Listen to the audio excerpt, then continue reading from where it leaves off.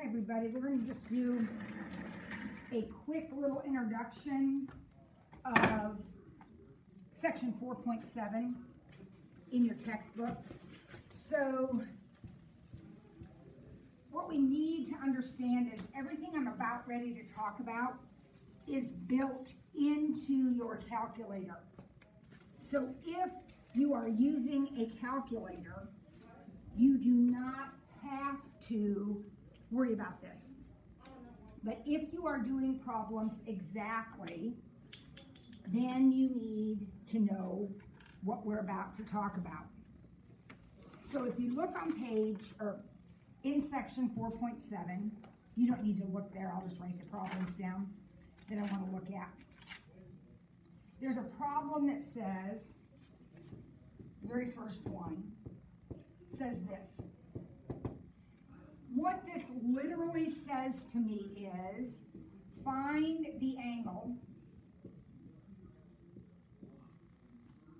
whose sine is root 3 over 2. Now, gang, there are infinitely many angles that have that sign. There are billions and gazillions of angles that have this sign. We are looking for the one. The one that if you press this on your calculator, what would it say? Because your calculator only operates as a function, so it's only going to give you one output for every input. There are really lots of outputs for this input. We'll talk about that in a minute. But you need to understand that this notation means the angle, or inverse tangent or inverse anything means the angle. If this number is positive, so I don't care if this is a tangent, secant, I don't care what it is. If that number's positive, you're going to put it in quadrant 1. So if I'm drawing a picture of this triangle, I'm drawing it in quadrant 1. Now I know the sign is also positive in quadrant 2, but I'm not drawing it there. I'm drawing it in quadrant 1 only, because this notation, when it is written on the page, you're not writing it in. It's written there. It's the problem itself. It's the angle, the one angle. If that number's positive, you're going to draw it in quadrant 1. So this is root 3, this is 2, that's a 60-degree angle. So my answer is 60 degrees. Or if I'm in radians, pi over 3. Done. Done, done, done, done, done. Now, if the number is negative, if this number is negative, it depends which function it is as to where you're going to draw it. So these are the rules that you have to memorize. If it is an inverse sine, inverse tangent, or inverse cosecant, and it's a negative number, or not negative 1 necessarily, but a negative number. So it says inverse sine negative 1/2. Inverse cosecant negative 5/4, something like that, a negative number here. Then it will be drawn in quadrant 4, and its measurement will be between 0 and negative 90.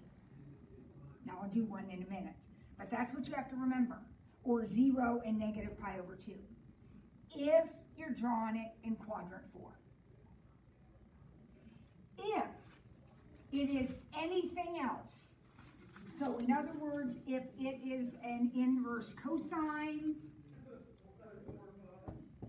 secant, or cotangent, and again, we're talking about of a negative number, so you've got something like inverse cosine 1 over root 2 negative.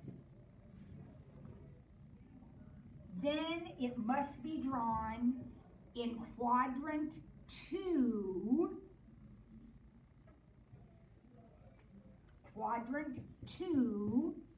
and its measure will be between 90 and 180 every time.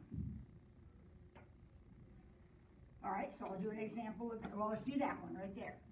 So it says the angle whose cosine is negative 1 over root 2. So I know it's over here in this quadrant because negative inverse cosines are in quadrant 2. That's the rule. You got to know the rule. to get it in the right quadrant. Cosine is 1 over root 2, so I know that's a 45. But the answer isn't 45. The answer is 135. 180 minus 45, 135 degrees.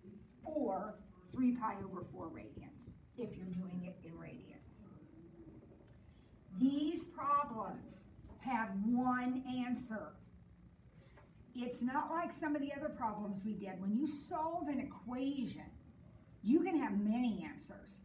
But when you have this terminology, this symbolism, one answer. All right, let's do a couple more. So these are the rules you got to know. Okay? So let's look at this situation. Let's suppose that we have inverse tangent -1. And we're doing this without a calculator. Because if I use my calculator, all this is moot because my calculator already knows all the rules. It's going to give me the right answer. So without a calculator, the first thing I see is, inverse tangent, one answer, negative number, quadrant 4, tangent, 1 over 1, hypotenuse must be root 2, this must be a 45-degree angle, and then remember, it's between 0 and -90. So you can't say 315, even though 315 has a tangent of -1. You can't say that. You have to say negative 45 degrees, or negative pi over 4.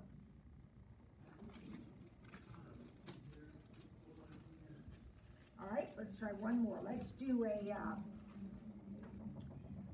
secant -2 over root 3.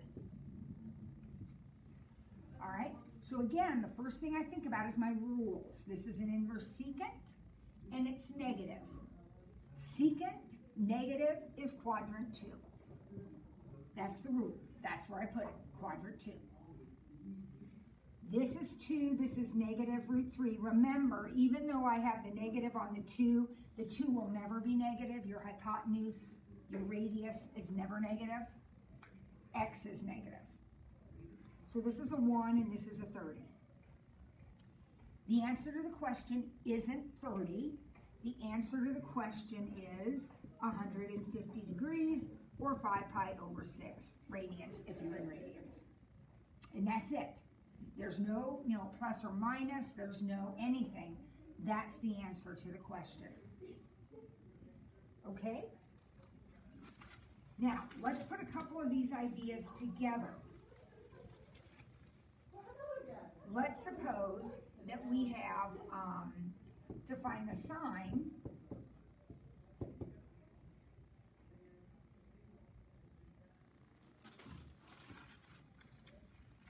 of the angle whose cotangent is -3/4.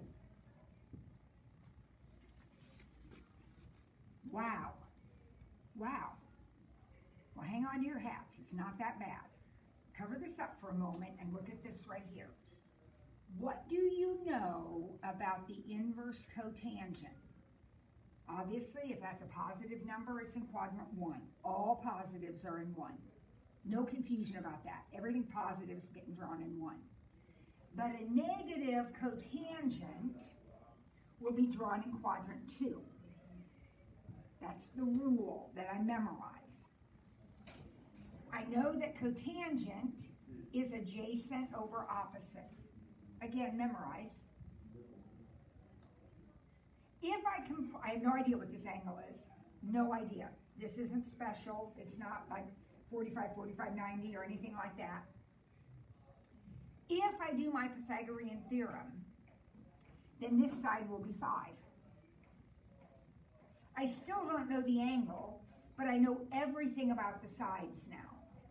And that's all I need. Because the question says, what's the sine of this angle? See, here's the angle. It's drawn, actually. This is the angle. It's drawn.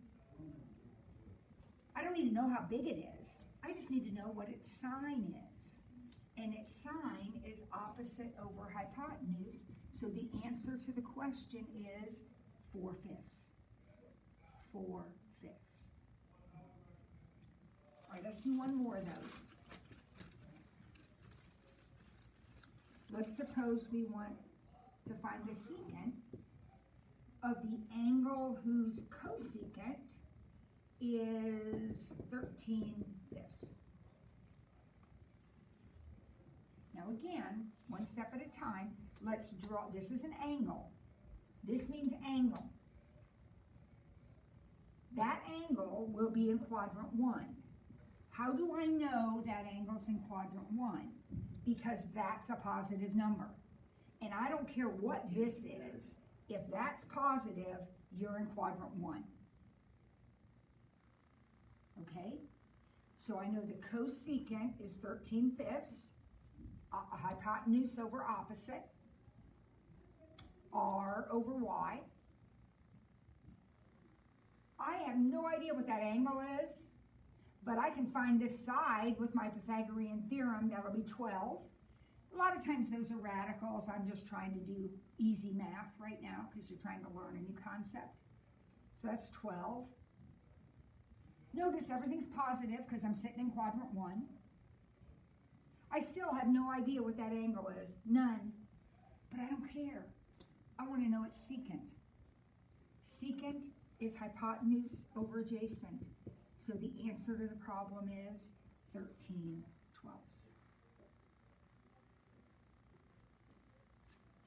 All right, I want to do one more to make sure that you can do the quadrantal angles, because they can be a little tricky too. So let's say we want to know the angle whose sine is 1. Now, that's like 1/1. That's tricky, because if you tried to draw a triangle, if you said, well, Mrs. Ford, that's positive, so I'm going to draw it in quadrant 1, the triangle would have to look like this. 1/1, opposite over hypotenuse. Is it possible for a triangle to have the hypotenuse be 1 if that's 1? No. So it's not possible to have a triangle. So if it's not possible to have a triangle, then I have to use my unit circle. And I know you've spent time with the unit circle. So if I go around the unit circle, I have all of my x and y values for all of the quadrantal angles. And I know my radius is 1 because it's a unit circle. I set it up that way. So this says I'm looking for the place where y over r is 1/1. Well, where does that happen? That happens right here. So the answer to this question is 90 degrees or pi/2. Now, I want you to notice something here. What if it had said, where is the cosine 0? Now again, it's impossible to draw a triangle that has a side of 0. That's not possible. This would be 0/1. That's not possible. So we're going to look at our circle, and where is it that x over r is 0/1? Well, that would happen actually here and here, wouldn't it? X over r, r is 1, so 0/1 and 0/1. But remember, these problems only have one answer. So you have to decide, am I going to take this one, which is what, 90 degrees, or this one, which is 270 degrees? Which one is the answer? Well, keep in mind that when you do inverse cosine, if it's positive, you're in quadrant 1. If it's it's negative, you're in, I'm talking about this number right here. If it's negative, you're in quadrant 2. So if you're always looking at either quadrant 1 or quadrant 2, obviously it's that angle that you're going to want. This is not even in the picture. So you're going to choose 90 degrees. The answer to this is 90 degrees, or pi over 2 if you're in radians. To check your answers, it's real easy. Type it in on your calculator. If your calculator gives you a different answer, then you are wrong, and you need to try again. Or you typed it in wrong. One way or the other, you're wrong. Okay, I want to do one more problem with you to show you the difference between kind of what you were doing before with the equations and what you're doing now with the inverse functions. Remember, every problem we just did, any problem with that notation, if that is the problem, in the book it says inverse tangent, inverse cosine, one answer. But if you have a problem like this, let's say cosine squared equals 1/2. If you have a problem like this, it doesn't have that notation in it. That notation is not in the problem. So this can have as many answers as it needs to have. All right? So here we go. I'm going to square root both sides. That's how I solve algebra equations. So cosine x equals plus or minus 1 over root 2. The square root of 1 over the square root of 2. Wait a minute. Where are those angles? Those angles could be anywhere because cosine is positive here and cosine is negative here. Don't you dare be confused. This is not inverse cosine. This doesn't say this. The rules we talked about before are for this notation. I don't have that notation. This is a regular old cosine. And regular old cosines can happen anywhere. So all I know is that this side is 1 and this side is root 2. So isn't this a 45-degree angle? All the way around, all of my reference angles are 45 degrees. Any of those would have a cosine that's either positive or negative. Over here, the cosine is positive. Over here, the cosine is negative. But the angle is 45 for the reference triangle. So what are my answers? Well, I got to get them in standard position. So one of them would be 45. One of them would be all the way around to here, which would be 180 minus 45.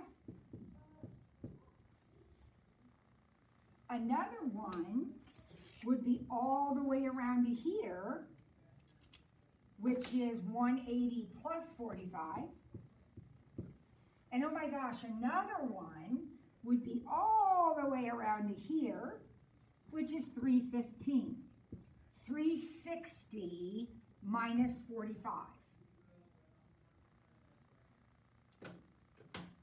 But wait, we're not done yet.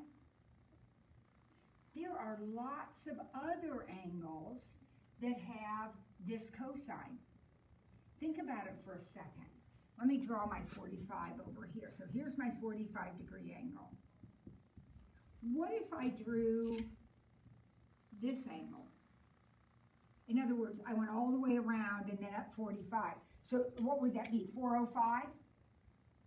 Doesn't 405 have exactly the same cosine as 45? It does. Well, what if I went around twice?